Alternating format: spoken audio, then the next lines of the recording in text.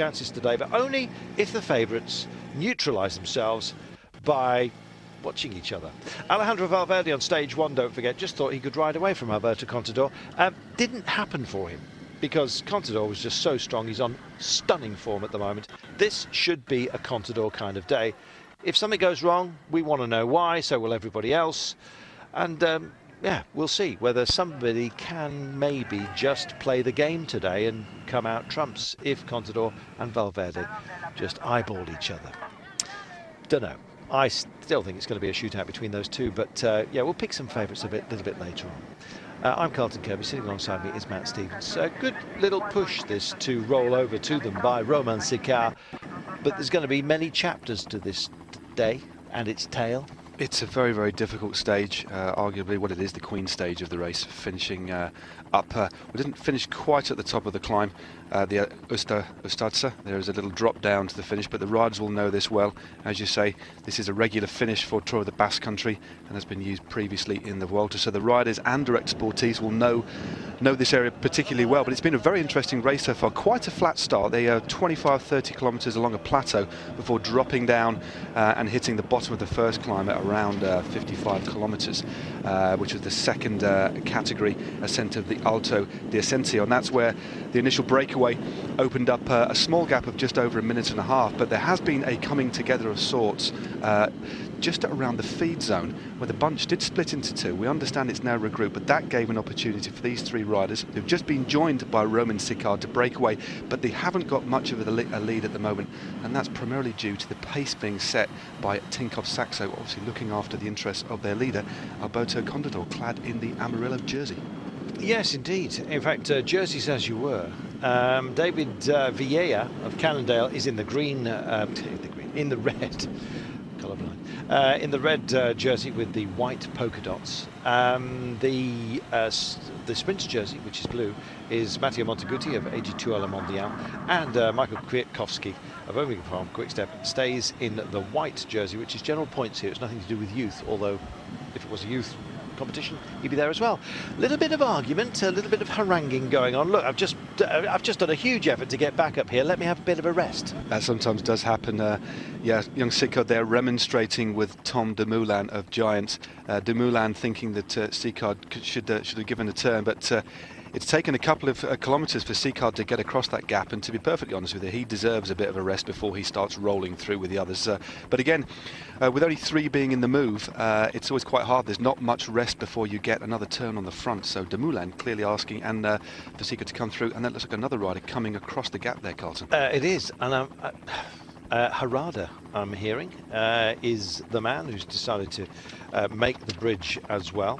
So it's going to get complicated, this, especially if a few more just break off the nose of those in the bunch, and here they come, and it's still very much yellow and blue at the front with Alberto Contador being held safe. He could take this all day. He's on amazing form at the moment, as you know. Contador has won here and in some very good company, let's not forget.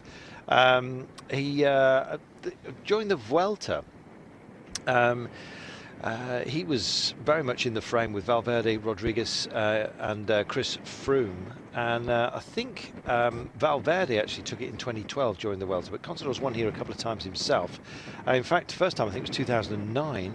Actually, maybe he took it once before then as well. Sammy Sanchez, incidentally, is also, of course, part of proceedings for BMC. He won it 3 times in a row. This stage we're talking about, 2010, 11 and 12. And yeah, so thank you to Cycling Quotes, incidentally, for giving us the heads up on that. Great site, incidentally. 51 kilometres to go, just less than a minute now. But that has been hovering around the sort of 18-20 second mark. So they've posted a bit of a gap, which gives us an opportunity to take a break, get one of them in just a few moments' time. Harada is only 8 seconds down as it stands on those who are up the road. We will take that break. Don't forget we're on Twitter, Carlton Kirby, and indeed Matt Stevens. We'll speak to you after this.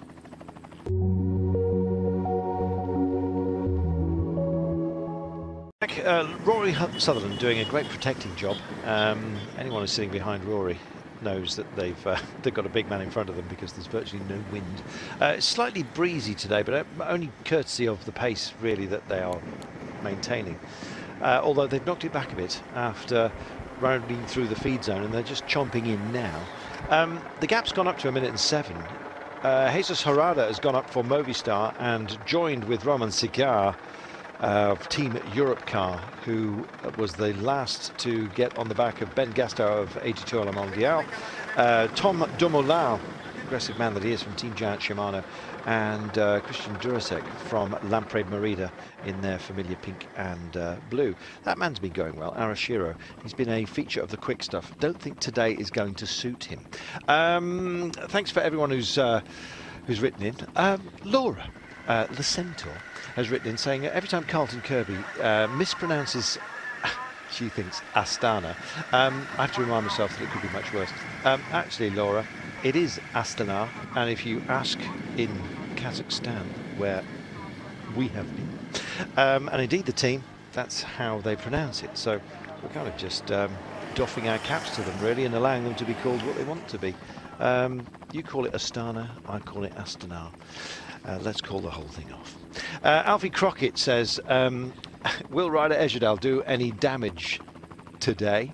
Laura will be talking about that in a minute. Ejderdahl, yeah, that's right. Don't know. He's been quiet for a while, to be honest, and he's made certain revelations, and I think he's sort of back of the shop at the moment. He's also grown a beard, Carlton, as well. I know, I think he's still trying to hide. Yeah, it was his memoirs that popped up. Anyway, he's written them quickly, I think. Maybe he's saving himself for the Giro d'Italia, where, of course, as you know, he has won 2012. Yes, thanks to all of you who are joining us, by the way. There's plenty of you. Debbie Hill, she's taking a cat nap. She's got the sandwiches ready.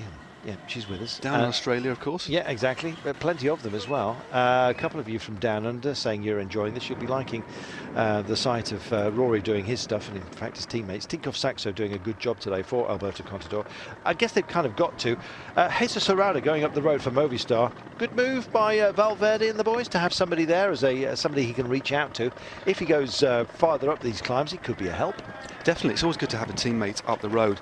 Harada, not a real threat overall, he's down at 4 minutes and 15 seconds, but should Valverde decide to attack, and I do think we'll see him attack today, possibly on the penultimate or the last climb, although Contador clearly is the man in form, I do think we'll see some attacks, but it's always good to have a teammate up the road. Should he manage to break free, you've got somebody to ride with, basically. So yeah. you see this, especially in the Grand Tours and the Hillier races, riders fire teammates up the road, and they kind of act as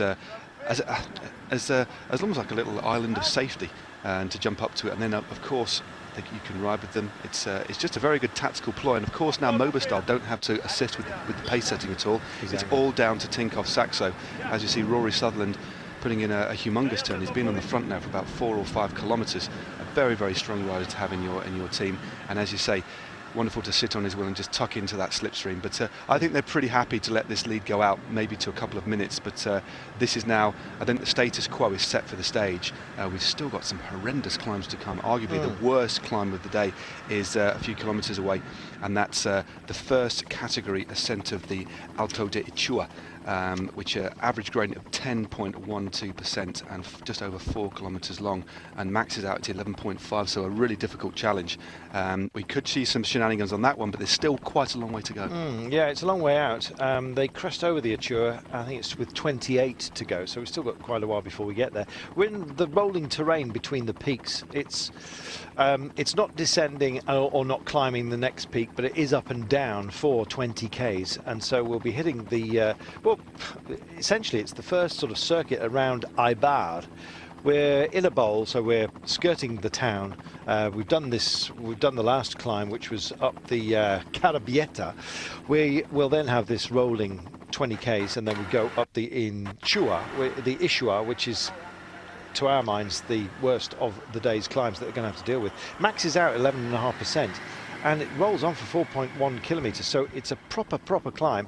There's a very fast descent. It then flattens slightly before they are straight up the penultimate climb of the day, the Iastia. Now, that one is only categories 2. However, you get to the top of that, off the descent, you bounce into the final climb of the day. So it's going to be there that we get our attempts at a proper breakaway, as in one that may well make it to the line, and maybe some individual efforts as well. John Clark has written in on Twitter, and he says, what about Sky today? Well, Michael Nieve would have to go long. He's only 36 seconds down, so he's a bit of a threat. So it would have to be a real neutralisation with Valverde and Contador looking at each other. But, you know, stranger things have happened. He's not a great descender, though. That's his problem, because he'd have to go on the penultimate climb if he was going to get away, because he certainly, if they were all together, wouldn't be allowed to get away on the final climb. And that said, he's then got this technical descent back down into Eibar for the 3rd time of asking, so 2 laps, if you see what I mean, at the end of that. So I don't know, do you see anyone from Sky doing it today? Mikel Nieve is certainly on good form. The rest of the team is essentially built around him for the general classification, and he is only 36 seconds down in 8th place overall. But of course, I think the top 23 or 24 riders are all under a minute behind Alberto Contador, but I think that will certainly change today. I certainly think Nieve is in form. Whether he'll have the ability to attack Contador remains to be seen. It's a very difficult finish, but he is an extremely capable rider, of course, taking up 2 very difficult stages in the Giro a couple of years ago. So a very good and astute signing for Sky, of course. Nieve coming across from the now disbanded and sadly gone Euskaltel-Euskadi team. But talking of Basque riders, Roman Sicard, the Frenchman in the breakaway, is also Basque. Yeah, French Basque. He's from the French Basque part of the country, so an interesting mix. But of course, the other interesting rider in the breakaway, when you look at the potential protagonist for GC, is Christian Durasek. He could be a good fall for young, well, not young, but Damiano Cunego, who sits 4th place at 36 seconds, and who is an incredible descender too. We've got Damiano Cunego, who is feeling chipper of late. He just seems to be one of those guys who swings into form. I'd say the same these days about Cadel Evans as well.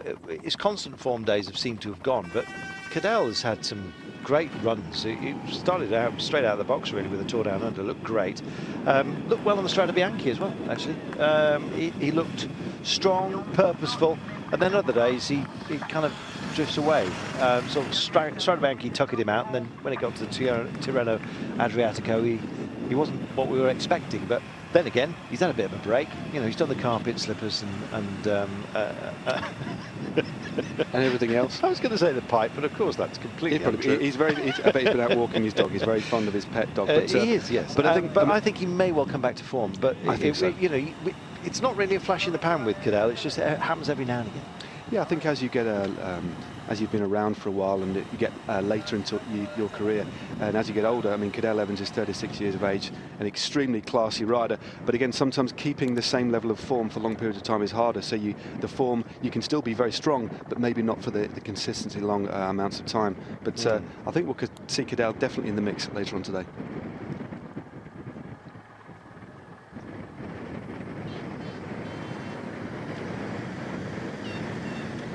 Tim Taylor's coming on Twitter and said, do you think Contador will attack again today or just mark out his opponents?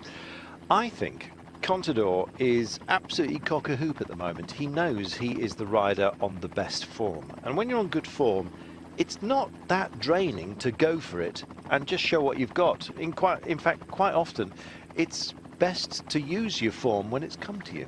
Definitely. I mean, depending on the conditions, what you don't want to do. I mean, Contador is a vastly experienced rider. One's only got to cast your eye down his glittering Palmares over the years, and he's had a poor year last year. He was back into form, and it was very difficult for him mentally last year. But he's come back with a bit of a bang this year. Got a very strong team around him. Of course, got a fantastic lieutenant in Roman Kreuziger in this race. But as you say, wearing the leader's jersey in any race does elevate a rider.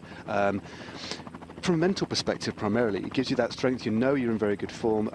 You're riding ahead of your game, and I've no doubt, and he does ride. He has ridden this year with a lot of panache, so I do think if he's feeling good, he will attack, because you just don't know what's around the corner. Tomorrow he could be feeling good, but he could have a mechanical, which he could be in difficulty, so you need to seize every opportunity, and he certainly has the right physical condition to attack himself in the absence of any attacks from any of his direct opponents. Gorka is again, I think, just relaying back after himself back after a comfort break, it looked like. I've got sorry, I beg your pardon. What am I talking about? It was Atapuma. No, it wasn't. Do you know what? Can we start again? Start again. No problem at all. We're not live or anything, Carlton. It was Fernandez. It's Fernandez. There we are. Gets a little friendly smack on the bottom. And thank you very much. My problem is I've got two start lists here, and they don't reflect each other, which means that my eyes are zipping all over the place. Tell you what, I'll rip one up. There you are. Job done. 42 kilometres to go. 1:04. I'm going to go for a lie down. Ermua coming through. This is probably Eibar. They rather confusingly keep renaming different places for us because there's French, there's the Basque, there's the French, and there is the Spanish, because there was a lot of fighting went on in this part of the world historically that decided where the border was going to be and whose taxes were going to be paid and that kind of thing. But yeah, very much mountain country, so even in the local bars you actually don't know what the place is called. It's a strange one, but there you go. It's part of the charm of the place. And the Basques, well, one thing is for absolute certain, they absolutely love their cycling. And just look at this. The tiniest of towns, they've even pulled themselves away from their paella in the afternoon. Or maybe it's the old nap. It is, of course, 4 o'clock in the afternoon. Yeah, I think it's nap time. They're just about to get up and then annoy everybody by staying up extraordinarily late. We used to have a flat in Paris, and if it was ever noisy about 3 in the morning, you knew it was Spanish tourists who were just getting into the evening. 41 kilometres to go.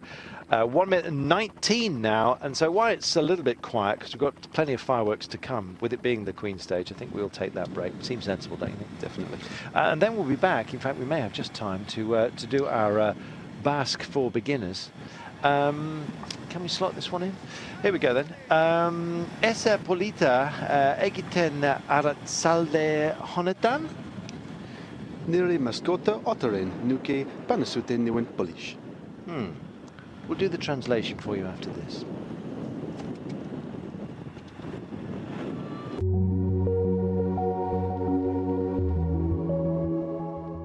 To the brutalist architecture of Eibar. I think somebody probably just had a Lego set and some egg boxes and decided that was the look. How about what Powell's says, DRG Walker for Omega? Well, he's going to be looking out to Kwiatkowski today, who's in the white jersey, and Kwiatkowski's got a great chance of actually doing a proper stage win today. Anyway, back to Basque for beginners. Let's repeat the question, shall we? Erza polita edgiten aratsalle honetan. Nearly mascota otteren polish nuke pensati nui. There we are. I asked, doing anything nice this evening? I answered, I'm staying in to polish my pet lobster. There we are, yeah. I found canuba oil on the crustacean claws worked particularly well. I use just standard olive oil, generally extra virgin on my pet crustaceans, which I've got many in a small tank in my garage. It's a big hobby in this part of the world. In fact, you may think it's castanets, but in fact it's just the happy sound of lobsters saying thank you. 38.5 kilometres to go, and Omega Pharma Quick Step. Don't count out Belkin today, by the way. Oh, and hello, as if by magic, they appear on the left-hand side of the screen. Yes, OPQ. Why not? Michael Kwiatkowski and Wout Powell's doing a bit of engine room work for them. You'll excuse our silliness, I'm sure. I think the Basque ambassador, or is it? They haven't got their own ambassador, but they do have a regional representative. He's on the phone. Is he watching? He's happy. Okay. Yeah. But interesting talking about Wout Powell's, he did a fantastic ride for Michał Kwiatkowski in the Tirreno Adriatico. Was an absolute stalwart, and I would like to see. It's interesting that somebody's commented, because he's clearly a very, very capable climber. And it would be good to see him let out on his own, to see what he could do. You never know. It could be that Wout Powell's attacks and Kwiatkowski goes over the top to join him. But I don't think. I just think Contador's too strong. So I think Kwiatkowski won't want to get himself isolated and will look to have poles near him if he needs to, for any gaps to be shut down, for example, because Wout Poels can ride at a really smooth, steady rhythm, and really did, as I say, looked after Kwiatkowski back in Tirreno a few weeks back. So maybe another day for Wout Poels. It seems that we're in the false war situation at the moment. Everyone's sort of holding back. Satellite rider's been sent up the road in Jesus Herrada for Movistar. That's a little banker that they've already played. But nobody's gone all in yet to keep the poker parlance going. And I think we may have a few going for bust later on. 37.9 kilometres already, or to remain, I should say, of today's stage. It's reasonably long considering the climbs that they've got to deal with, 151 in total. It does drop off. The final climb, there is a downhill section, 3 or 4 kilometres in the run-in. So if you've got some sprinty legs and you climb your head on, you never know. You might have a chance today of upsetting the apple cart. If it came down to an absolute mano-a-mano sprint, I think Valverde would beat Contador on that little downhill section, just out of sheer devilment, frankly. Yeah, I think in a one-on-one sprint on the flat or on a slightly more downhill finish, Valverde definitely has the better turn of speed. He is a noted sprinter, especially from a small group, but a little bit different on an uphill. But clearly, if Valverde is with Contador, and I bet Valverde is ruining that there aren't any time bonuses, because if it came together at the end there were time bonuses, I would bet that it would be that man that took those. But no time bonuses at all, so it's all about taking time. But again, Kwiatkowski's been finishing superbly over the last few days, even pushing Ben Swift very closely the other day, who can forget by Ben only nudging him out by a tyre width. So Kwiatkowski very sharp at the finish. But again, will it be together or will it be split up? And the climb certainly looks difficult enough for it to split. It just depends on whether it's Contador who takes it to his rivals or his rivals attack Contador. That remains to be seen as we look at the break, and you can see the gradient here, Carlton. They really have slowed down. This is obviously the steepest part at 10.2%, and the riders are still riding pretty smoothly together, but you can tell this is a steep climb. It certainly is. When they come off it, there's a very rapid descent down into Barinaga. Another name will pop up, but that's just one of the 3 that exist in this part of the world, as we've already explained. And there we are, 10.2% is what they're dealing with right now. Too early to go for a long one. However, these guys have, but I think Jesus Herrada is part of that banking. Roman Sicard is also here for Europcar and finally taking his turns. He's with a couple of decent time trialists, Tom Dumoulin in the early break. Ben Gastow is not a bad time trialist himself, actually, and Christian Durasek from Lampre Merida also here. Clearly, another man who may well work for Damiano Cunego. Now, Cunego is a superb descender, probably the best in the world, actually, or maybe the most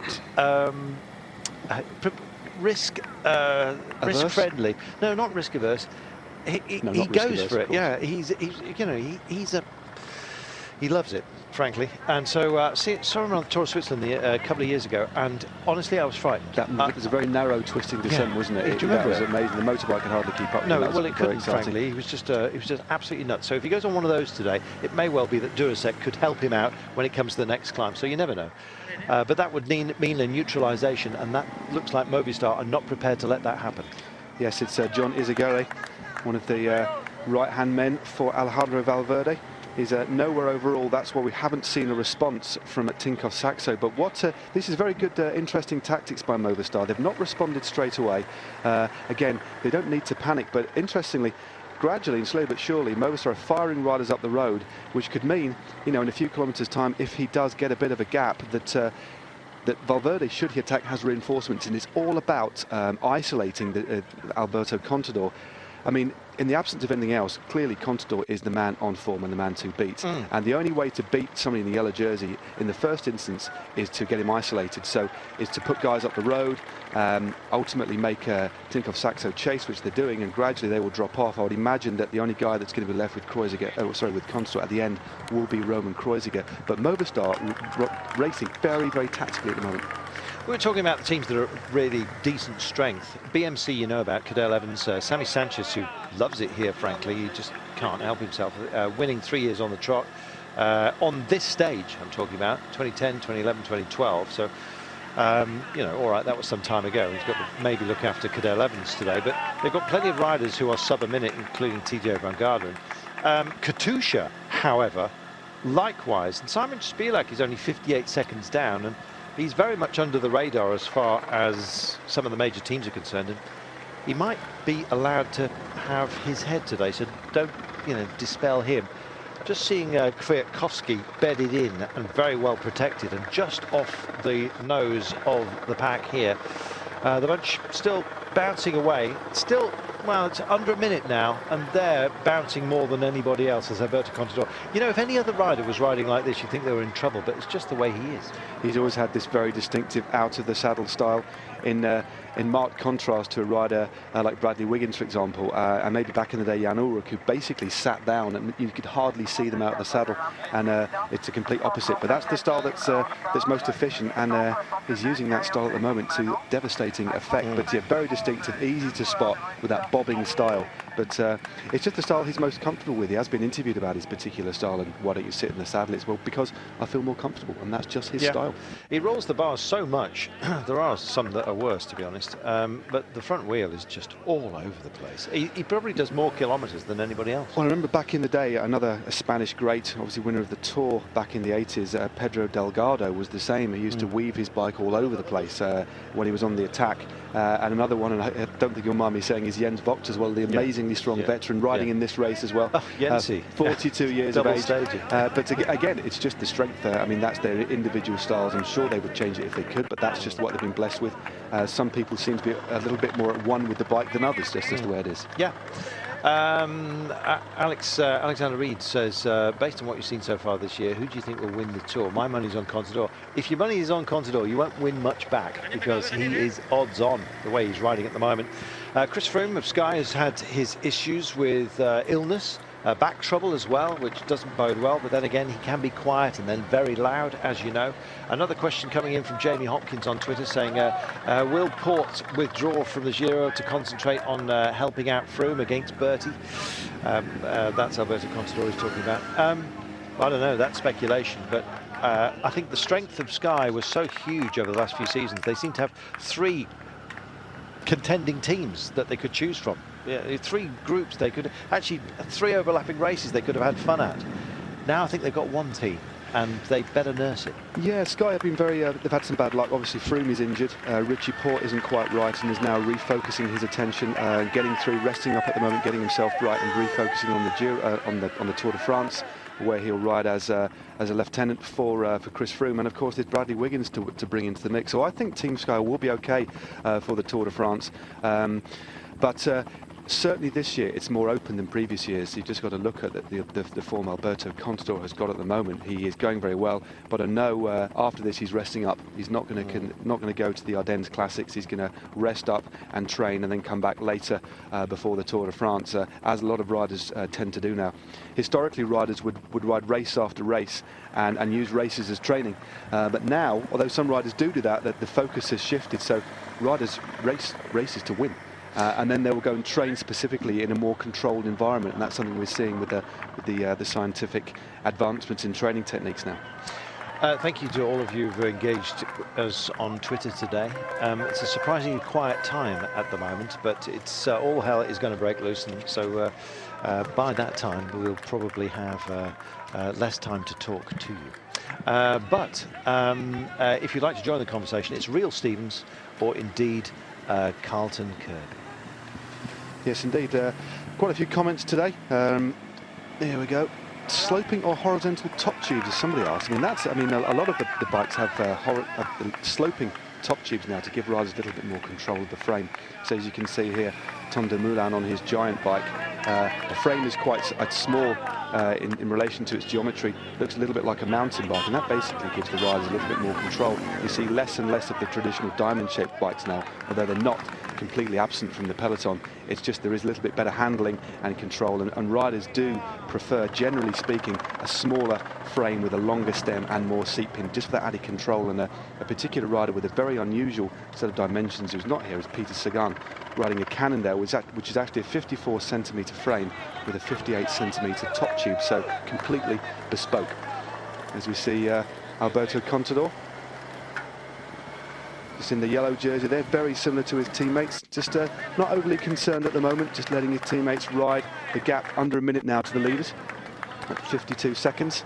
Apologies, apparently we had a sound breakdown to many of you out there, but apparently you've got us back.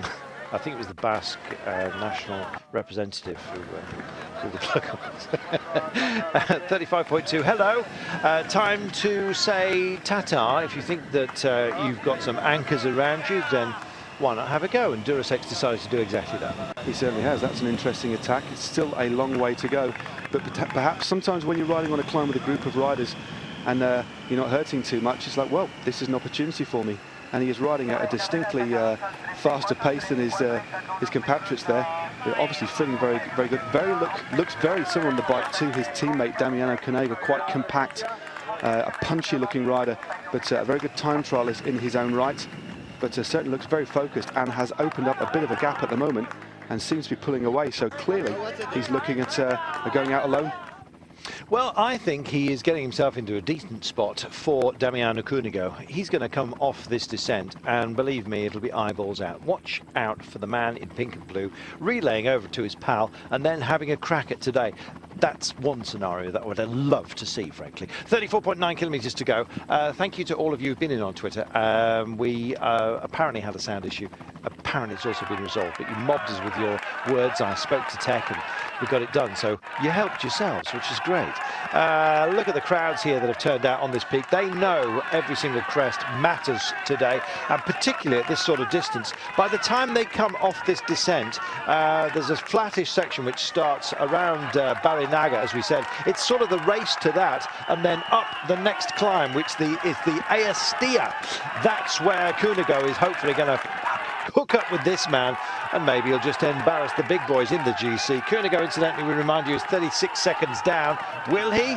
Can he possibly? Well, right now, Tinkoff Saxo has just stepped up the pace, and they're trying to neutralise anyone bridging over to these guys and mopping up any help.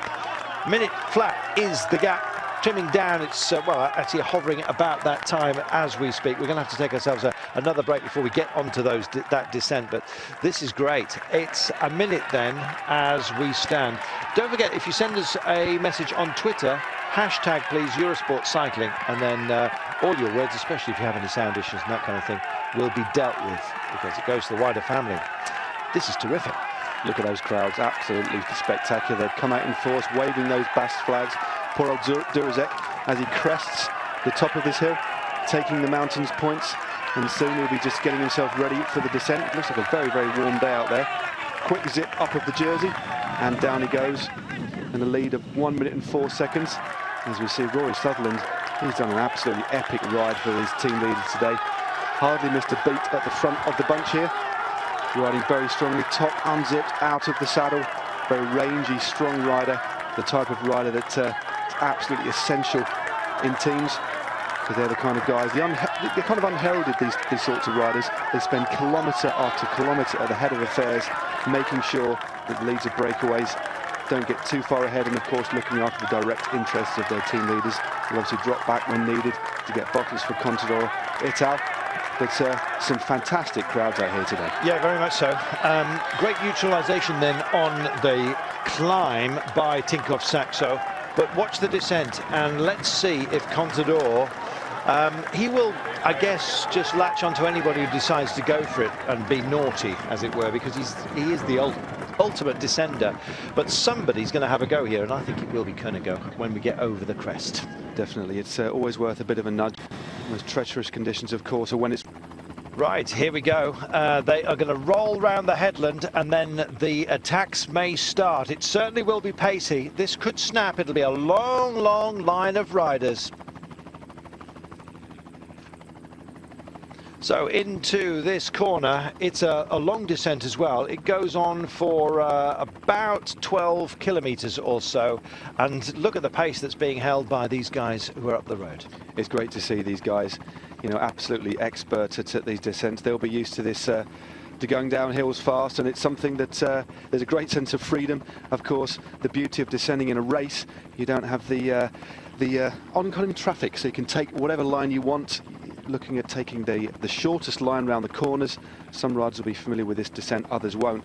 but it's really nice to open it up on these descents and just let the bike go, let it go round the corners, just feel it. It's just a wonderful feeling to have. It is. The motorcycle, incidentally, is having trouble actually keeping up with the riders, which is why we are relying on the helicopter shot. But all of a sudden we hook up with this man, and he's decided to go off the front and give it a proper churn. It's Christian Durasek. In fact, he looks reasonably comfortable. Now I wonder, being told to slow down for this one. Whoa, take it gently, gently. Luckily, it is very dry. We've had some terrible weather on the Basque Country. It says 37 kilometers an hour. That's rubbish. Might have been through that corner, and then all of a sudden it picks back up, and he is racing through the trees and the dappled sunshine that we've got, that we've been blessed with. Yes, it's quite interesting, as you say, the dappled sunshine. When you're wearing sunglasses and you go into these dark sections, it can actually distort your vision considerably. But it's always, it thinks, well, do I take my sunglasses off? Do I leave them on? But generally you'll leave them on to stop flies and grit getting in your eyes. But when it goes, when it's very bright and then suddenly goes underneath the shade of those lovely pine trees there, it can be quite technical. But of course, this road looks particularly well surfaced and not overly rutted. Yeah, that was a big push by our man up the road, Christian Durasek. There are still 3 members of the break with him, but unfortunately the pictures are breaking up in the tree line, and so we're unable to see it, which is a real shame. So I guess we may well take a commercial break in just a few moments time anyway, because we're not seeing the pictures that we were hoping for. There's that big focused turn. Oh my goodness, you can see that Contador was there with just one other rider with him. I wonder if it's Roman Kreuziger, who may well just form himself into a one-man torpedo and go off the front here. Yeah, Kreuziger is a very, very good descender himself, but I don't think they'll be going off the front just yet. It's just about waiting, biding their time. You know, part of being a rider that can ride GC is to have patience. You don't need to go to strike out too early, even if you're feeling good, because there's always a danger of overcooking it. And but again, Alberto Contador has been in this position many, many times before, so he'll be absolutely fine as we head to our sole leader. And well, it's Durasek. There is Durasek. We'll stay with him. We've got picture breakup, I'm afraid, so the drama of the descent that's going on behind us is lost to us, because the bike can't relay the pictures to us. It's not a Eurosport issue, it's our host broadcaster, so that is providing us with the pictures, and as you can see, they're pretty shaky. So we'll take that break. We'll keep an eye on it as best we can, a sort of Doctor Who disco. And then we will be back with you after this. But the pace is high. It's the business end of the day.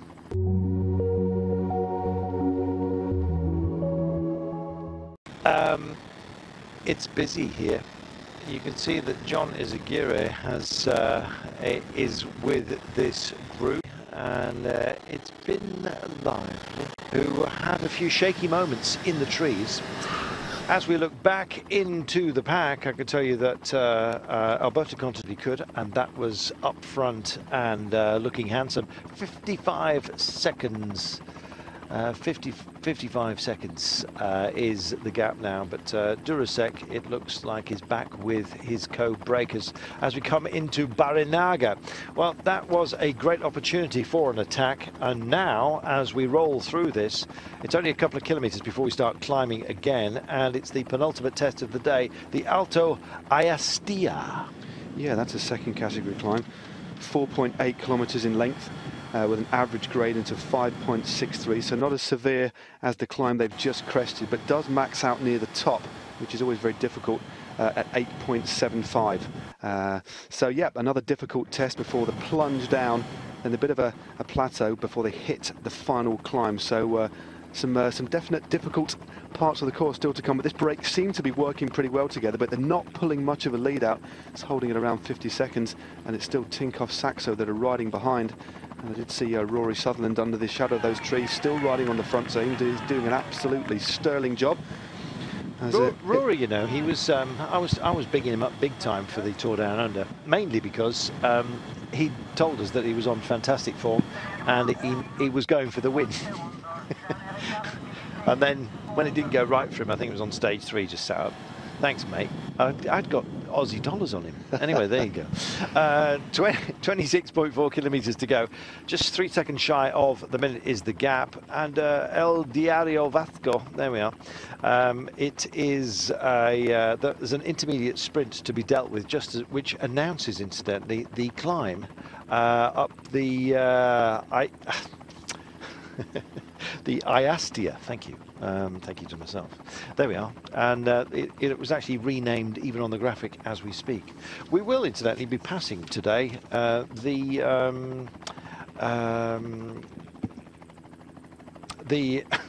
Argineta's necropolis. Do you know what a necropolis is? Tell me. It's a city of the dead. I thought it was something to do with dead people and zombies. Yes, exactly. Well, it's tombs, that kind of thing, but an awful lot of them sort of stacked together, been around for a long time. I guess people want to live in the Basque Country and stay here afterwards.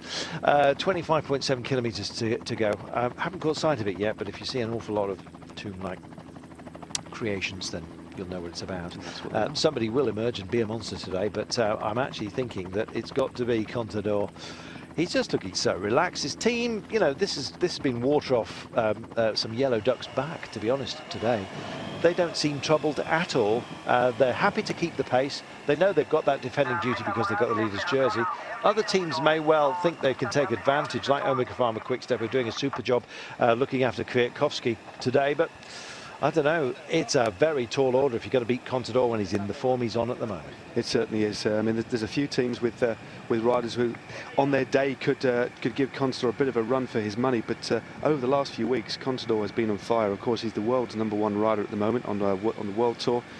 Took out Tirreno-Adriatico, but it was just the emphatic style in which he took that race.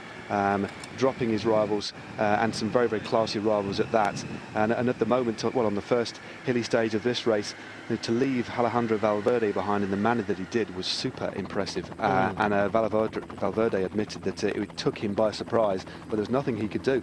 But again, Valverde, as we've said before, is a very aggressive and tenacious rider, as is particularly Michał Kwiatkowski, who want to banish the thoughts of his disappointing end to the Tirreno-Adriatico. So I do think we'll see riders go on the attack. Even if they know that Contador is stronger, they do have to do something. They just can't sit back and let him take the race. Oh, the famous domed printing press of Echeverria. Why we were seeing that building is anyone's guess. I think somebody's offered paella for the pleasure. Who knows? He was a good rider back in his day. David Estebarria, wasn't he, from Once? Do you remember him taking out a couple of stages of the Tour? A fantastic guy, actually. Yeah, the old Once team. Yeah, nice and aggressive, which is what you want, especially in a place like this. The Basque riders actually generally tend to be, especially when they come home. And so don't be surprised if you get some who are going to try and repeat the feat. I'm not suggesting Sammy Sanchez, but well, you never know. 24.5 kilometres to go, and what's Rory Southern? Did he have an extra espresso this morning or what? I think he's had 3 Weetabixes on a very, very good day indeed. There's only actually 4 Tinkoff Saxo riders left, unless not spotted Michael Morkov. Obviously, he's in the red of the Danish road race champion, but the aerial shots, this group is a little bit reduced, but there's only 3 teammates that he has left. One of them is Roman Kreuziger, and the other looks like Sergio Polino, the little diminutive climber who will be sticking to Contador as long as he can. But interesting that they are reduced in numbers, but of course, when you're in the team and you're riding in the yellow jersey, you do have to ride pretty much from the off. And I do understand that break did go early, so they've been setting the pace all day long. But again, we're now down to just 3 riders, but Sutherland absolutely riding like a motorbike today. Yeah, just look how straight-armed he is. This is not a natural position. He's actually helping by putting his body in the wind. Those behind him are in the more conventional riding position. So he's doing the blocking job as far as the wind is concerned, and doing it brilliantly today. He really will have earned his pudding by this evening. Just behind is Movistar, who have been doing a lot of cruising today, I think it's fair to say. The biggest passenger and the biggest danger is, of course, Alejandro Valverde. That said, with Sutherland's duties, the way he's been dispatching them today, Contador's been a passenger so far as well. Contador's had a pretty easy day. Again, there's always the added pressure. The psychological pressure of waking up every day in a leader's jersey is hard.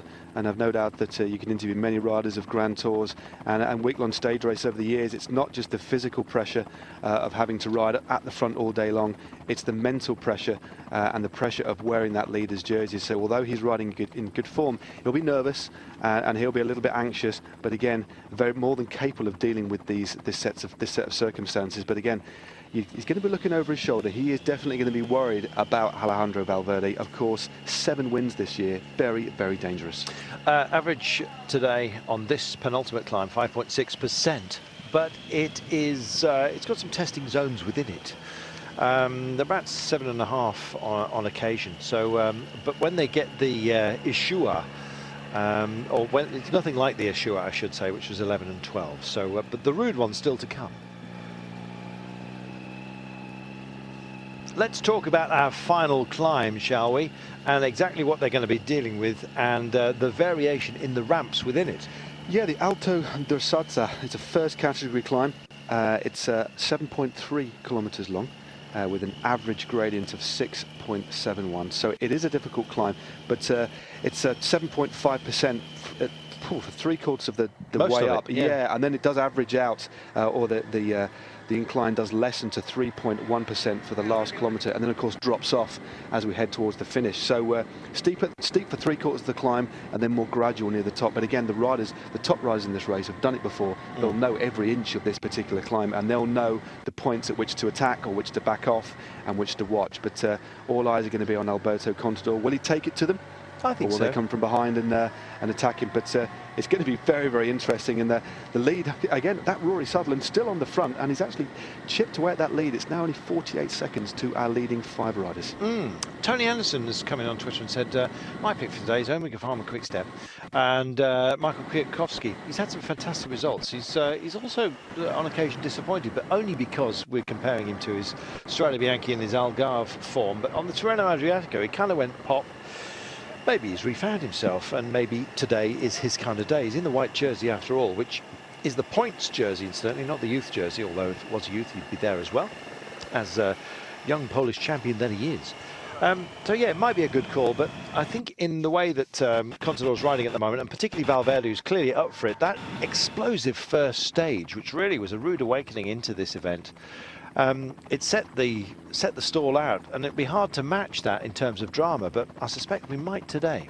Yeah, I think the gradient, well, it didn't catch riders by surprise because they went up it twice, so that they knew what was coming. But I think it was the manner initially, with the way Valverde's been going recently. He's been winning sprints, he's been winning races alone. Only a few days back before the start of this race, he won the GP Miguel Indurain by a minute, so clearly was riding full of confidence, accelerated the wages. He didn't even attack from the back, like classically, if a rider wishes to attack, you generally attack from behind to get the element of surprise and more momentum. But he just rode off the front, and the only rider that could stay with him was Alberto Contador. And then halfway up the climb, when they hit the more exposed part and it was a headwind, that's when Alberto Contador hit him, riding at a far lower cadence. Normally we see Contador dancing on the pedals at quite a high cadence, but on this particular occasion he really loaded the gear and hit it hard, and you know, Valverde had no response at all. Indeed. Tonio says Samu's not Basque. No, I deliberately avoided saying he was, but had fun in this area. But yes, you're right, I did allude to it, but then backed out. He's from Asturias. What's the famous broth in Asturias? I don't know. I'm not aware of Asturian broths, to be honest with you, but we can look it up and get back to you, maybe in another edition. Yeah, well, maybe do that tonight, because it's going to get busy. 22.1 kilometres to go. They're peaking in 2K. So they will go over the top and then virtually bounce into the next one. It starts off with a benign kind of uphill ramp, and then it gets very serious. And so will the day, I'll be bound. 44 seconds from our breakers to Rory Sutherland. Rory Sutherland, I think he seems to have ridden most of this race on the front. He really, when you're riding in a team, as I have myself, and you're riding for a team leader, you can actually get more out of yourself because you've got nothing to lose. All he'll be doing is riding himself almost to a grinding halt. He'll no doubt swing off at the bottom of the climb, or you might see him ride tempo for the first part before the road and the gradient kicks in. But riders of his class and his caliber are absolutely vital. You know, riders can't win stage races on their own, as you can see. Alberto Contador will hardly have his nose in the wind all day long. He'll be protected, almost like wrapped in cotton wool almost, before he's let go on the final climb. But of course, he'll need a couple of teammates with him, and Movistar will look at trying to isolate him. They will, and they'll be doing their level best to do precisely that. We'll see whether they manage it, shall we? This is the head of the race as we speak, and it's 5 riders. I don't think they're going to make it. They'd have to find other abilities than those we believe they are capable of today. and especially with the kind of guys who are behind them at the moment. What about BMC? What are they going to do today? Well, BMC are one of the few teams to have riders in contention on the GC. The other team is Katusha with Spilak, Janetsky and Trofimov, but BMC, they've got Cadel Evans in 5th place at only 36 seconds, Sammy Sanchez at 15th place at 58 seconds, and then TJ Van Garderen, not spoken too much about him. He's ridden a pretty stealthy race coming off a victory the other week, of course. So they've got options, and they're one of 2 teams who could fire guys up the road and actually cause a little bit of panic, but of course it just depends on how they're going. But I think we'll definitely see Cadel and maybe Sammy Sanchez, because we haven't seen much of him this year so far. It will be great to see Sammy Sanchez and his golden seedy shoes dancing up the road. Cycling Man says, I think Rory Sutherland's riding for a place in the Tour. I think you might be right. He could be. Yeah, this may well be that passport. Michael Allison saying Movistar rider up the road could be used as a springboard for Valverde. Yeah, we've been chatting about that. So you've only just joined us, Mike. Where you been? All right. You've come in at the right time, I should think, because it's all about to kick off. It's thinning down and others are coming in to share the duties, and it's because they don't want to get caught out by a bit of silliness because they've missed out due to letting Tinkoff Saxo do all the work. Those who are up the road, let's just have a quick look at where they are in the GC. Rala 4 minutes 15, Izagirre was there 13 minutes and 1, 8 minutes and 3 seconds for Durasek.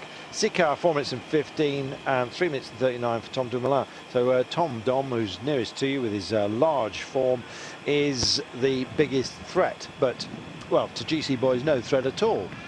Because there's no time bonuses here as well, don't forget. And so I still don't think they'll get away, but there you go, 20 to go. Yeah, they're just coming to the top of this penultimate climb now, as denoted by the sign there, and it's Seacard who just takes the points over there. But you know, it's good to see these riders on the attack. Tom Dumoulin has been aggressive all year, and his aggression was rewarded with victory. Well, not aggression, but ability and time traveling was rewarded with wearing the yellow jersey, of course, in the Criterium International the other day. But you know, the gap only about just over half a minute now. I do think their days are numbered, and I think it's going to be set for a battle royale amongst the general classification contenders at the foot of the next climb. We don't have to wait till tomorrow. It's called fabada. Thanks, Tonia. It's an Asturian stew made with beans, blood sausage, normal pork sausage and chunks of bacon. Oh, a winter warmer. I've not had my lunch either. The nights are still chilly here.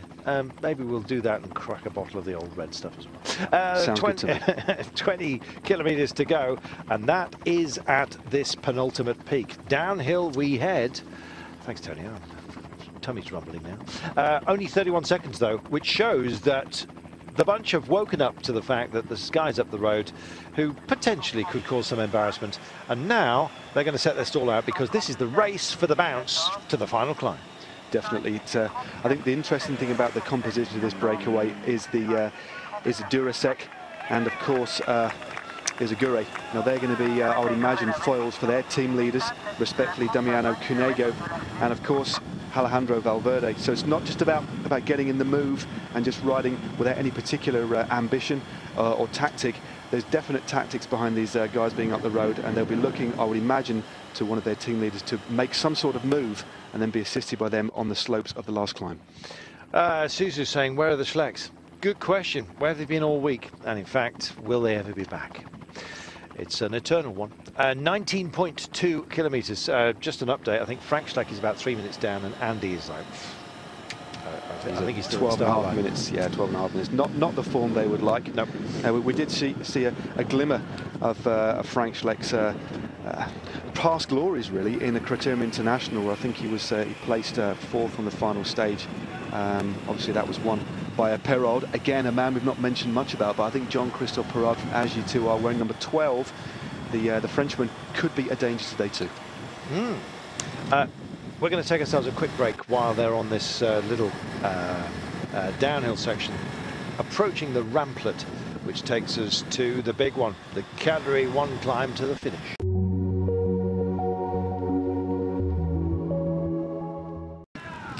Welcome back.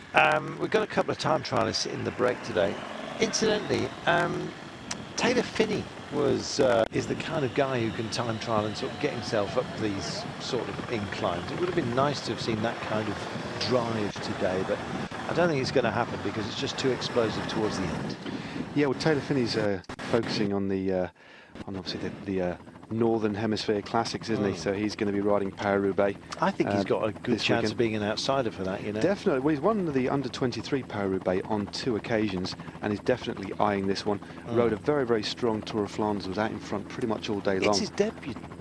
Is it second run? A second running. Yeah, it is. Yeah, second running. But, so he knows the roads very well. He knows what it's like to taste victory. But I think he's definitely, if not this year, he's definitely one for the future. But I think he could be an outside bet for a possible podium, depending on what happens. I think so. So anyway, just as we were shooting the breeze, talking about Paris-Roubaix during the break, you'll forgive us because the peloton kind of disappeared, as you can see. They're about to start their final climb. But just to remind you, Paris-Roubaix this weekend, cannot wait, and it's us too. It is us too. Very, very excited about commentating on that monument of the sport. We've got 3.5 hours live. It's going to be fantastic. Yeah, so make sure you tune in and tell your friends. Exactly, and if you want a little side bet, Taylor Finney, but don't tell anybody. The odds will fall. 14.9 kilometres, 38 seconds. El Goibar. Told you they've renamed it. Probably today. It's supposed to be called Eibar or Echebera or Echeverria. Take your pick. Anyway, as you can see, they've cleared the schoolyard. That's where they play the old Basque pelota, and they're doing it. Oh, with the big curly banana-shaped scoops. That's it. Scoopy tennis, or something like that. They are woven sometimes. Those scoopy things. You can get plastic ones and ones that are actually woven. And in the winter-time, you can clear your drive with them. You can. Amazing. Sort of functional. And they also look very nice on the mantelpiece. Here we go. Oh, here we go. Let's get sensible. They are on the attack, and the breeze is just picking up as well. I don't think that's going to have a major impact because it's been quite benign. The weather's been brilliant. This is the turn that they make onto the hill, and watch the pack come through here. How strong out will the bunch be? I imagine they'll be battling just even for this curve. Definitely, it's important to get into a good position. And they are. Look at that. And this is a launch pad. Light the touch paper and have a go. They've really lined themselves out here. They're getting into position for what is going to be an absolute battle fest, if there is such a thing, on this final climb. The break at 42 seconds. They did actually increase their lead on the descent by about 10 seconds. But I think I've seen Amiga Pharma Quickstep get to the front, looking after the interests of Michal Kwiatkowski. So he's clearly intending to do something. But look at that bunch, absolutely strong. And there's it's fragmented at the back end of the bunch there. Yeah, it was Omega Pharma that came onto the nose of the pack and then just decided to stretch it out. These guys surely must be doing 39 seconds, and well, I think maybe they've been told so. Big checks over the shoulder there by Dumoulin. He's not a climber by nature. And look at this. They're on a climb, but they're still locked together. This may well be a long line of misery by the time they get to the end, because there's going to be no respite here. There certainly isn't. They're on this false flat before they hit the proper ramp at 7.5% at the bottom of the climb. They do have to go through a Meta Volontes, a hotspot sprint, just after a couple of kilometres into the climb itself. That's a little bit cruel, if you ask me, but I don't think we'll see anybody fighting for points there. It's all about the stage victory now, as the gap has come under 30 seconds, and you can see now the impetus of the break has been lost. They're all looking over their shoulders, and it's Amiga Pharma Quickstep taking it up at the front. It is. Kwiatkowski is there. There he is in the white jersey, and you don't have to look too far behind to see the leader's jersey, because it's Alberto Contador, and he may well mark him, because clearly Kwiatkowski is up for it today. The man who won Strade Bianche beat Peter Sagan, don't forget, on a horrible climb right at the end. And what have we got? A horrible climb right at the end. Unfortunately for him, and maybe some others, there's a bit of sprinting to be done. Mind you, he is quick, so I guess if he's in the select bunch, a sprint, he's got to be a very, very good bet. I would say that if it does come to a sprint from a select group of GC contenders at the top, you've got to look at Kwiatkowski. His finishing prowess recently has been second to none, and what a consummate all-rounder he is. But look at the determination on the faces of his teammates, absolutely driving to the bottom of this final climb. He clearly feels that he can go for this on his own. So what he's going to do, he's going to burn his team now. They're going to give him as much protection as he can going up into this climb, leave it as late as possible. And then if he can hold on to the coattails of the likes of Valverde and indeed Contador, who are going to be quite explosive when it comes into the climb itself, he may not be able to match them there, but if he can get deep enough into this and hold on when it comes to those last 3K, he is going to be in full sprint mode, and of the three of them, he's probably the quickest. I think it's great to see Amiga Pharma Quickstep taking it up. Obviously, Movistar don't need to. They've got a guy in the breakaway, but Valverde will also be happy with this. But clearly, say, you know, Kwiatkowski has got to be feeling very good for the amount of effort that Omega Pharma Quickstep are putting in at the moment. And interestingly, the last guy in the line before Kwiatkowski is Tony Martin. So, and he's not a noted climber, but he can rip it up, especially on the climbs that aren't so steep. So on a steady climb like this, we could see a really, really hard tempo set by Tony Martin as the other Omega Pharma Quickstep teammates peel off one by one. And Martin's in a great mood, don't forget. Stage winner, he's absolutely churning it. He's the ultimate sacrificial lamb when it comes to a situation like this as well. And he goes very, very long. He'll go deep into this climb. He will. Tony Martin is a very, very capable rider, of course. He's got the stage win that he wanted, but he also wants to ride for Kwiatkowski. And additionally, on the final stage, he wants to take out that final 25-kilometre time trial too. So he's clearly a man with big ambitions. But today, it's all about looking after that little diminutive Polish rider. And who'd want to bet against him today? He's looking very good and extremely determined as the break are nearly caught. Yeah, that clock was completely wrong before. It said 20 odd seconds or so. No, it's within touching distance right now. And look at the mass as everyone's trying to get back and into a decent spot here. The climbing trains, if that makes sense, their domestiques are just trying to get themselves into some kind of form that can be used here. But right now, the ones who've done it and closed the gap are Omega Pharma Quickstep. And so the party for the breakaway boys is now at an end. They're not issuing tickets. This is going to get greedy out there. And believe me, Kwiatkowski has got a great chance. He believes it. He believes in himself, and his team believe he can deliver as well. Omega Pharma Quickstep hugging the barriers, taking the shortest way through. Anyone who wants to join this fun is going to have to take the long way round. Garmin also just engaging this one.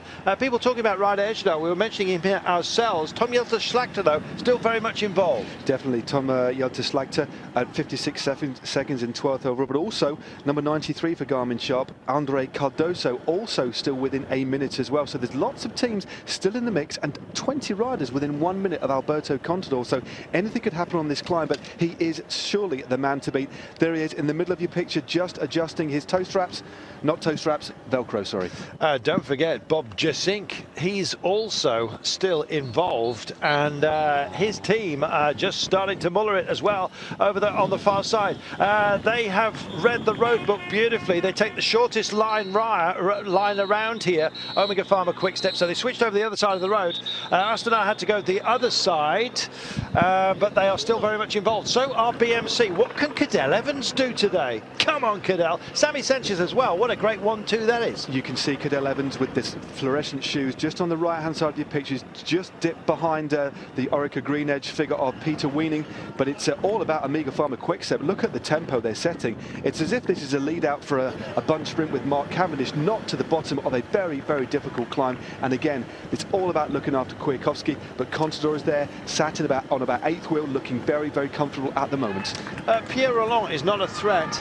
Maybe he's just mustering himself for a day such as this. And Europcar is starting to get involved as well with 9.4 kilometres to go. They're cruising through town, and this then kicks up good and proper for the run for the line. And it's about to happen right now, which is why they're racing into Eibar. It's the third time we've kind of visited the town today. We've been up the hills all around it. So if this is the bowl, there's the lumps within it. There you go. You know, the architecture what a here. Vision. I'm trying to find something positive to say about it, but I quite you know, like it. But really, you've got a big shoebox collection. I like this sort of the entropy that's going on there. Really, that's what I like about it. I think maybe both. Brain atrophy of the architects.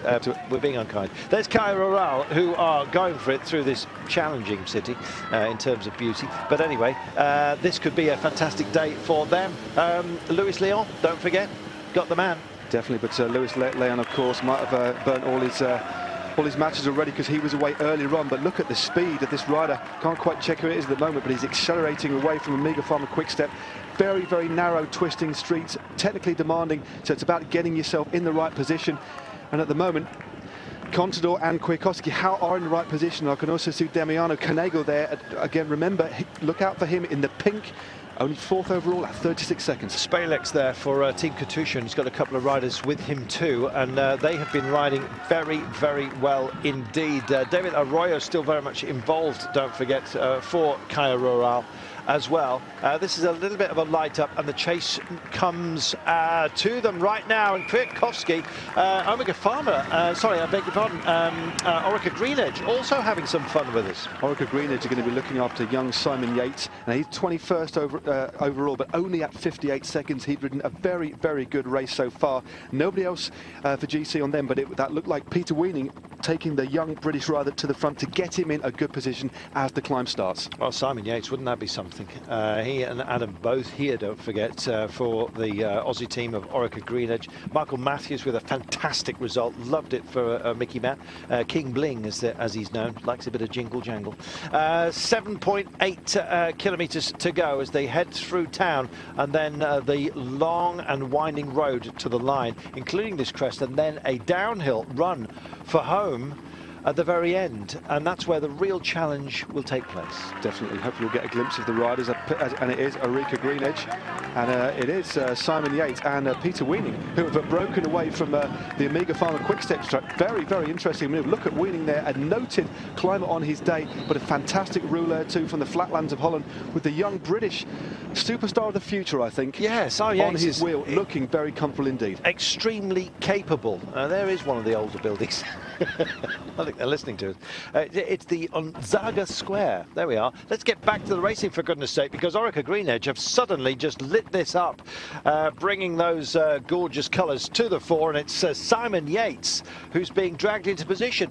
He could be strutting his stuff here today, because I don't think they're going to give him enough respect within the pack. Well, Simon Yates, again, a very, very big, obviously up there, won a stage of the Tour L'Avenir last year, and then, of course, beat some fantastic opposition, including Bradley Wiggins up Haytor in Devon to win a stage of the Tour of Britain. And there he goes. He's gone over the top of Weening, and look at time trial his way to victory. This is a big attempt. Very, very brave attack from the youngster. It is. He's got some gap at the moment. How much deeper into this can he go?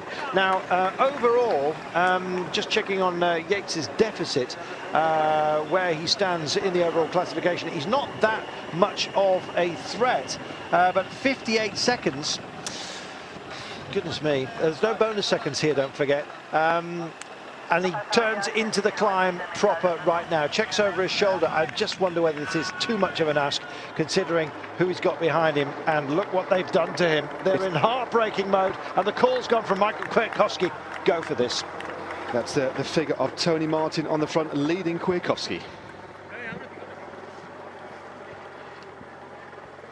6.5 to go. Movistar bouncing up towards Contador, and his rangy figure is there. You can see he is dancing as per usual on the pedals, staying close to Kwiatkowski. Omega Pharma Quick-Step have burnt most of their cards, I'm afraid. Cadell's not that far off the nose, you know. Cadell riding very, very strongly. It looks like Yates, although it's a brave move, it looks like his days are numbered. You wouldn't want anybody else chasing you apart from this guy, would you? I mean, Tony Martin on the front, setting a relentless rhythm. Kwiatkowski looking very, very comfortable at the moment, and shadowed by that man in yellow, Alberto Contador. And then just behind him, Alejandro Valverde, then Cadell Evans. What a trio, what a quartet. Indeed, what a... whatever 5 is. I've forgotten. Tony Martin is on the front, and quintet, thank you. Tony Martin on the front.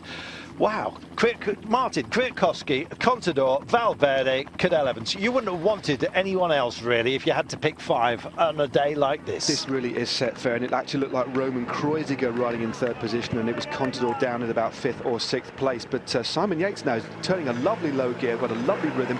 Just look at that for style from a youngster. Very, very brave. He's not afraid of the opposition here. He obviously fully respects them. But to take it to riders like this, you know, you've got to take your hats off this young British rider riding on the Australian Orica Greenedge team. Definitely a star for the future. But again, he is holding the pace being set by Omega Pharma Quick-Step in the form of Tony Martin at the moment. Do you know, if they start looking at each other, he's still got a chance. And I think that's the game he's playing at the moment, is our Simon. There he goes. Just do your own thing. I was going to say, don't look back. And as I do, he does. 5.6 to go. Somebody's going to try and break for this. I am actually wondering whether Roman Kreuziger has actually got what it takes to take it today. Because Contador, you're absolutely right, is actually just out of that quintet as we speak. And I think Roman Kreuziger might well be able to take advantage as Valverde and Contador start to neutralise each other. Well, the interesting thing about the permutation at the front of the group, that as we see an attack from one of the Europe car riders, is the fact that Contador was riding behind Alejandro Valverde. What you don't want is your main opponents riding behind you, because they've got the element of surprise. So there's a few flurries of attacks now. It looks like Simon Yates is about to be caught by a flying Europe car rider. I think it is Pierre Roland, but we'll get a look at him. He's got the same. He's got the right range and face. We said Roland's been disappointing of late, but he does peak. He does have these days where he just goes for it and thinks, but you know what, I'm out of contention, but I'm going to do it myself. And people let him go. Of course they do. I mean, it's a race like this, you know, against World Tour opposition, with the Tour de France not that far away. You need to start testing your form. I've no doubt we'll see Pierre Roland up there in the Tour de France, probably going for the mountains jersey or a surprise stage win. But as we say, guys from the past, one of the Schlecks there, number 83. And that's Frank Schleck being distanced by the group, and there's still a sizable number, so he's going to be very, very disappointed. Yes, and a number of Schleck fans, of which I know there are still plenty out there, but anyway, less said about that for the time being, the better. So there we are, and still turning a big one is Luis Leon. It looks like Luis Leon, after his exploits earlier in the day, he's gone off the back of the group. Obviously, he did try early on, so fair play to him, but it's his days are numbered there. And also number 47, dropping off the back there. But it's Roman Kreuziger who's setting the tempo at the front, digging deep and breathing very, very deeply. Yes, so we're setting a really good tempo there at the moment.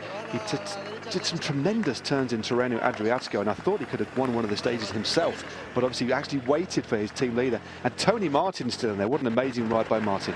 It is a fantastic ride by Martin. We said he could go deep into the mountain, and so it has proved, and his job done right now. And there the arm flips out, and he says to Kreuziger, now you're on your own. Arashira's had a good time of things. It won't be his kind of day today, obviously, but he's drawn our attention to him. He certainly has. It was a brave ride yesterday to get back in for a top 10 finish after having a mechanical on the final climb, and the whole of his Europe car team dropped back to pace him back. But again, he's not going to be up there today to see Damiano Cunego with Simon Yates sat on his wheel, and then Valverde not far behind. So all the main GC contenders are there as we thought. 5.1 to go, and Tony Martin will be just heading up this hill as in his ease at the moment. You know, Cadell is looking absolutely fabulous. He's a little assassin. There he is, just on the wheel at the moment of Kwiatkowski. Cunego also very much involved. This is super. What a list we have ahead of us. It's almost like a menu. You can. Who are you going to pick? Well, who's the most tasty? I still think it could be Alberto Contador or Valverde, but I'm not ruling out Kwiatkowski. I know technically I can't have three choices, but again, it's not splitting at the moment. But well, it's technically you can, but you're just not going to be allowed. I can, but it's still Kreuziger. Traditionally, he's used enormous. This is it's not so good for a rider. No, it's not. It's straight out of the back there. It's not been a happy season for him. It's fair to say, and maybe he'll try some other type of face furniture. It's not working for him, his lucky beard. There is, yes, I know, there are other riders in front of him, but I'm just watching Cadell because I'd love him to turn the clock back on a day like this. Will he? Definitely. Well, looking at Cadell's start at the moment, a lot of the other guys are churning quite big gears, but Cunego noticeably and Cadell Evans are turning quite small gears, which generally indicates you're in good form. Contador's gone for this. He's picked it up, and he challenges Valverde. Come with me or go somewhere else. I'm heading for the peak, and he just stretches his legs as if there was any belief that anything else could happen today. He goes for it, and the two main contenders are going to go mano a mano, toe to toe, all the way to the line. It was Valverde who was straight on the wheel of Contador, who slows immediately, looks over his shoulder. I've no doubt we see another couple of explosive efforts for him, but absolutely tore that group asunder. Initially, there was a rider from AG2 Outlook, the Perrault, who tried to get across, but he couldn't.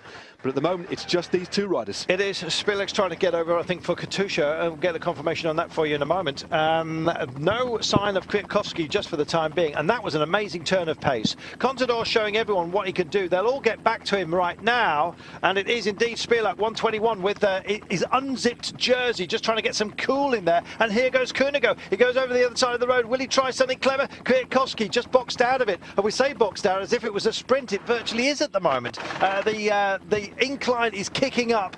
Oh, it's all bare-chested stuff for Putin's boys, Team Katusha at the moment. Oh, and he's having a go. I love a dig like this. Looks like TJ Van Garderen has gone on the left-hand side, being countered by one of the three Katusha riders doing well in GC. Wout Poels in third place. A quick note, Sammy Sanchez. It is Sammy Sanchez, who's got history here, don't forget. He won 3 times on the trot, and why not? We're talking about clocks being turned back.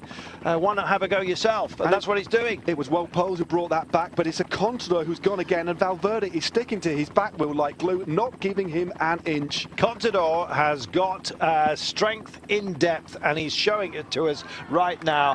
While Powell's trying to stay with him for we can find a quick step. I think he's the man with the energy, not Michael Kwiatkowski today, and he just sails by them. And Contador has a look. That cheeky thing that he does is just look and stare in. And AG2 Le Mondial, Jean-Christophe Perrault, is he going to join the fun? Of course he is. It's interesting to see Perrault try and bring back Wout Poels. That's a very unusual move. He's actually just towing back all the GC contenders. It would have been best off just sitting back and launching one, but Poels looking very, very good, turning a nice low gear, and the group is absolutely being ripped to shreds. This is Contador about to launch himself yet again. He goes over, does he? Find some space in the road. He's looking deep into the eyes of everybody, and Francis Seger also decide that maybe Thibaut Pinot can deliver something. Maybe one day, perhaps. Is this it? Definitely, that looks like definitely the style of Thibaut Pinot. 13th overall at 56 seconds. That was quite a good attack, but again, Wout Poels is straight on it, and so is Sanchez. Sammy Sanchez still there. Contador still out of the saddle. TJ still there as well, looking back for Cadel Evans, who's still trying to get back on here. Oh, and they've gone again. There we go.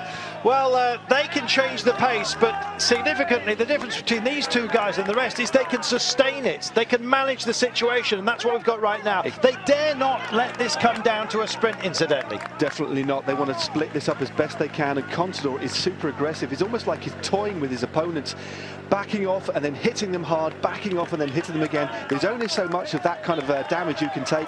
It's like being in a ring with a heavyweight, smacking you, and gradually guys are going out the back here, but Michael Nive is struggling there. TJ Van Garderen is also there. It looks like we've got a couple of riders. But Geesink is there, but the riders are under the really under the cosh now from Alberto Contador. Yeah, Kwiatkowski's really suffering, and Damiano Kuhnigo picks it up tight in on the inside, grinding it as best he possibly can. And Jean-Christophe Perrault in the brown and white of AG2 are looking them out either. Spilak, he is there, and indeed Cadel is still very much part of proceedings with 2 wingmen as well. And in fact, it's Pinot who's just trying to latch on at the moment to Simon Spilak, who picks it up. Spilak with his jersey completely unzipped, showing you how warm it is, has got Thibaut Pinot for company. So a very good attack from Spilak, 23rd overall at 58 seconds. So he is a danger, and it's Wout Poels and Jean-Christophe Perrault who have formed a little quartet now. And it's just easing up. The gradients are disappearing, and I think the long game is going to get played here by Valverde and Contador. This suits Contador to have some of these other guys help themselves today,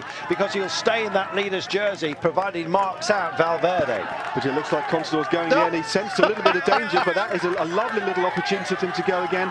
A little bit of a carrot has been dangled, but Valverde hasn't given him an inch. He hasn't given him an inch. The gradient is actually easing here, would you believe? And they relay back on, the pair of them, to those who are just further up the road ever so slightly. Kuhnigo, I think, feels that he can win this today. Kuhnigo's riding extremely aggressively, but it's also Wout Poels riding very, very comfortably, and Thibaut Pinot, and it's the other Katusha rider, Trofimov, who's a very big danger at 36 seconds, who also comes across. So Katusha up there in numbers.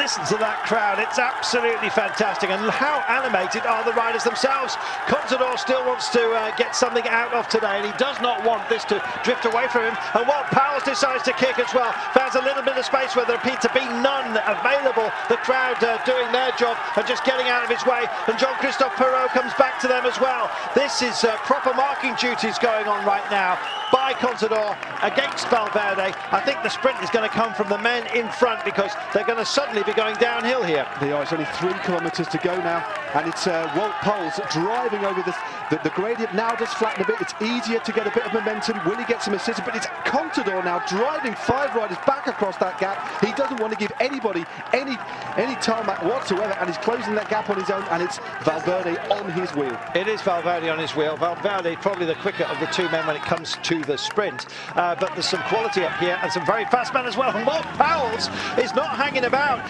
Brilliant use of the motorcycle, may I say, sir. Did a great job. Just got a little bit of respite and then just almost followed the draft as well. And it looks like Kunigo has also gone, has he? Let's have a look. Wout Poels is there, and it is Spilak that comes across to him for Team Katusha as well. Unzipped as he is. Free ride at the moment for Yuri Trofimov, who just hangs onto the wheel of Contador and Valverde. Wout Poels is doing a great one. Wout Poels is absolutely on fire today. He's also been given free reins because Kwiatkowski is back further down the hill. But look at Wout Poels, got an absolute fantastic rhythm going. He did put it on the big ring, using the gradient to his advantage. A great time trialist, a fantastic rouleur, and climbing exceptionally well today. Has opened up a bit of a gap, and Trofimov is struggling to close it. Yeah, he is struggling to close it. I think some others may struggle to actually stay with him. 2.4 to go. He's going to get the easement of the gradient quickest of all. And Thibaut Pinot has suddenly realised what the danger is and decides that he better just engage, go as quickly as he possibly can. Looks like Evans and his teammates are out of it for BMC.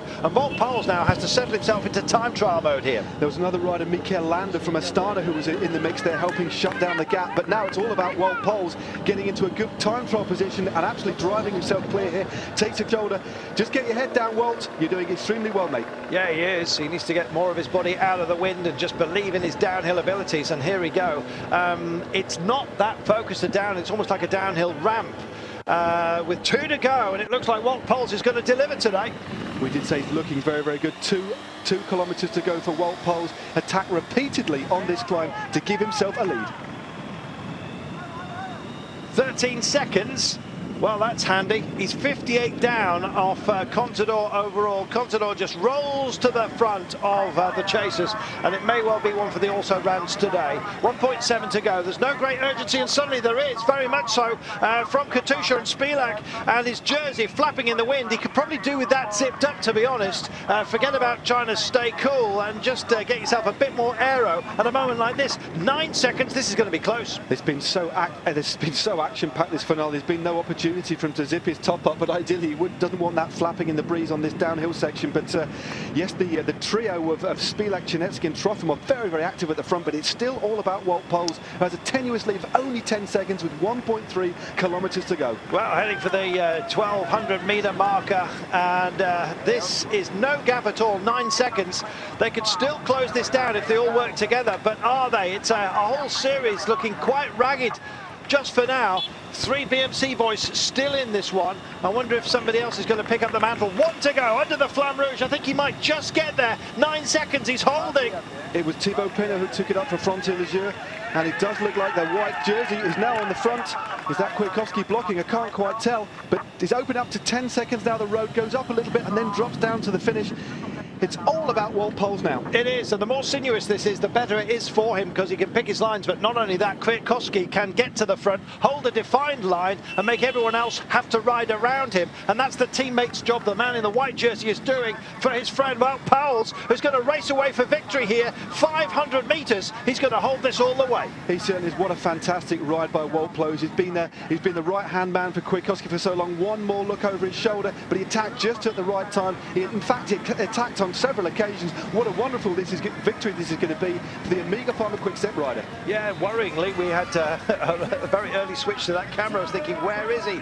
He's here, he's safe, and he's heading for victory. Wout Poels went for it at the perfect time, and he has delivered a fabulous win in some very, very big company as well. It looked like Valverde was racing for the line and made it into second place. Valverde was second there, and Sammy Sanchez in third, and Kwiatkowski's just crossed the line there, 9 seconds behind his teammate. What an absolutely superb solo victory there from Wout Poels. We did say earlier on he deserved it. He's a man in form, and he took his opportunity absolutely superbly. As we see Mieke Nieve from Team Sky cross the line at 25 seconds. Well, Contador did a great job. It wasn't quite mano a mano. They decided to save themselves for later in this event. There's plenty more, of course, to come on this Tour of the Basque Country. You don't want to burn all your bridges trying to prove a point on a day like this. this. Don't forget, Contador wears the leader's jersey and indeed will probably possibly carry that all the way. Valverde just trying to get some seconds. It may well have been 1 or 2, but the margin of lead for Contador is still manageable as far as he's concerned, and he's saving his resources for later on. One man who just went for it today, Wout Poels, and what a delivery that was. Plan A delivered beautifully. I mean, he looked after Kwiatkowski all day long, was setting a rhythm himself, but then obviously was feeling that good. I mean, it wasn't just an opportunist move. He was riding extremely strongly, and the riders just couldn't go with him. He attacked and he attacked, and I think on the third or fourth attack, he attacked, sat down, spinning a low gear, put it onto the big ring, used the gradient to his advantage, and powered away to an absolutely superb solo victory, but well deserved. I've seen him ride earlier in the year purely at the service of his teammate, but what a